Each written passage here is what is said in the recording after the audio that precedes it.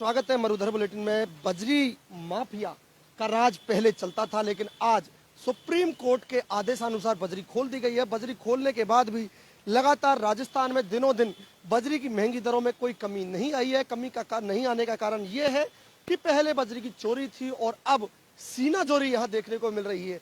बजरी माफियाओं का गुंडा राज यहाँ देखने को मिल रहा है। इसी को लेकर जिला कलेक्टर परिसर में ये मेरे साथ बजरी ट्रक चालक है, अपनी एसोसिएशन के द्वारा जिला कलेक्टर टोंक को ये ज्ञापन दे रहे हैं। ज्ञापन में क्या कुछ आरोप लगाए गए हैं, क्योंकि जिनों के पास बजरी की लीज है वो अब बजरी माफिया बनते नजर आ रहे हैं। ये मामला पूरे राजस्थान में टोंक से शुरू होता है, क्योंकि बजरी की सबसे ज्यादा जो माइंस है टोंक जिले में देखने को मिलती है। बनास की बजरी हमारे मुख्य उपयोग के लिए मानी जाती है।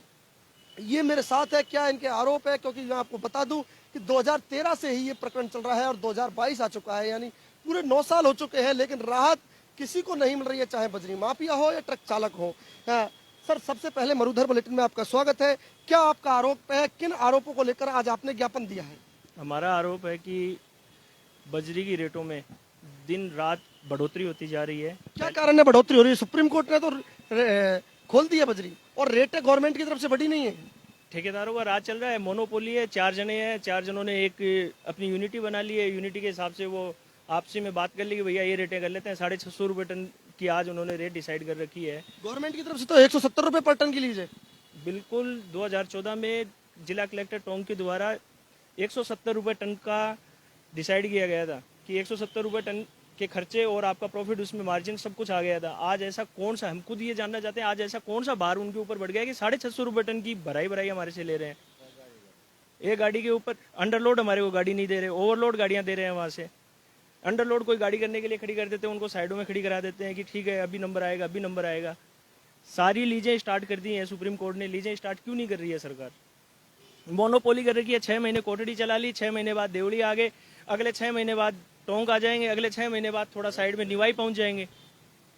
तो उन्होंने तो एक अपना राज बना लिया कि अगले 10 साल तक हमारा ही काम है और किसी का ही नहीं है। लेकिन 13 महीने की लीज है। 13 महीने तो 13 महीने होंगे तभी ना। कोटड़ी के अभी 7 महीने हुए हैं पूरे। अब देवड़ी स्टार्ट की है 7 महीने बाद, वो तो 13 महीने चलेगी, लेकिन देवड़ी तो 13 महीने और चलनी है। तो आज से 13 महीने काउंट कर रहे हैं देवड़ी के। अब 6 महीने बाद टोंक में आएंगे, 6 महीने बाद दोबारा टोंक के 13 महीने काउंट कर लेंगे, फिर निवाई पहुंच जाएंगे 13 महीने के लिए आगे। तो उस हिसाब से तो 10 साल के लिए इन्होंने अपना प्रोफॉर्मा सेट कर लिया पूरा का पूरा।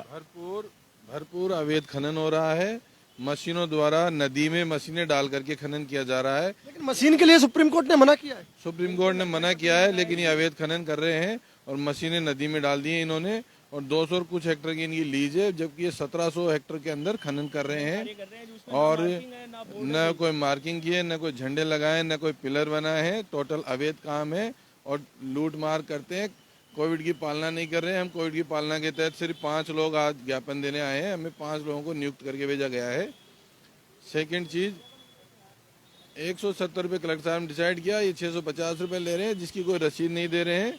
टोटल अवैध कार्य किया जा रहा है, न कोई सुन रहा है। और हम कहते हैं भाई हम प्रशासन के पास जाएंगे तो क्या प्रशासन के सामने ही तो रोड पर बैठे हुए हम, ऐसा बोल के हमें धमका के भगा देते हैं।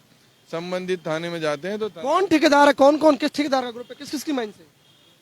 ये एमआरएस ग्रुप ने पूरा का पूरा अपना कब्जा बना रखा है। एमआरएस के साथ सब टाई अप कर चुके हैं। 4 ठेकेदार टोटल बचे हुए हैं। चारों के पास सब ने एकत्र हो चुके हैं। उनको कोई मतलब नहीं है, आपस में पार्टनरशिप कर ली कि 6 महीने चला लो, 6 महीने चला लो, 6 महीने चला लो। अपने तो पैसे बांटने हैं।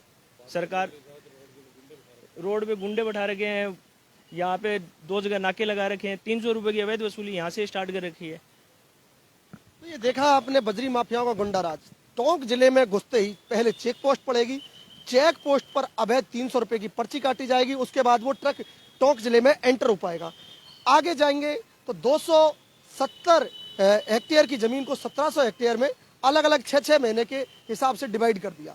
ये बजरी माफिया का गुंडा राज है। जो 170 रुपये टन की बजरी है उसे 600 रुपये टन बिना पर्ची, बिना जीएसटी के दी जा रही है। यहाँ ही नहीं, अभी इनका घिनौना खेल यही खत्म नहीं होता है। घिनौना खेल इतना आगे पहुंच चुका है कि इन्हें अंडरलोडिंग माल नहीं दिया जाता है, ओवरलोडिंग माल लेना इनके लिए अनिवार्य करता है। और जैसे ही ये माइन से बाहर निकलते हैं तो आरटीओ कहता है कि आपने ओवरलोडिंग क्यों ली है, लेकिन आखिरकार अब इनसे ये कौन पूछेगा कि हमें तो बजरी वाले भरने ही नहीं देते अंडरलोड की भरने की परमिशन सरकार ने तो दे रखी है। सरकार कहती है अंडरलोड भरो, लेकिन माइंस के जो ठेकेदार है, जो बजरी माफिया है, वो कहते हैं कि हम अंडरलोड नहीं ओवरलोड भरेंगे। लेकिन इतना ही खेल इनका खत्म नहीं होता है। सुप्रीम कोर्ट जो देश का सबसे बड़ा न्यायालय है, जिसकी अवमानना एक कानूनी अपराध है, उसको भी बजरी माफिया अपना स्व विवेक मानते हैं। उसमें भी इन्होंने चार चांद लगाकर बजरी खनन को शुरू कर दिया है।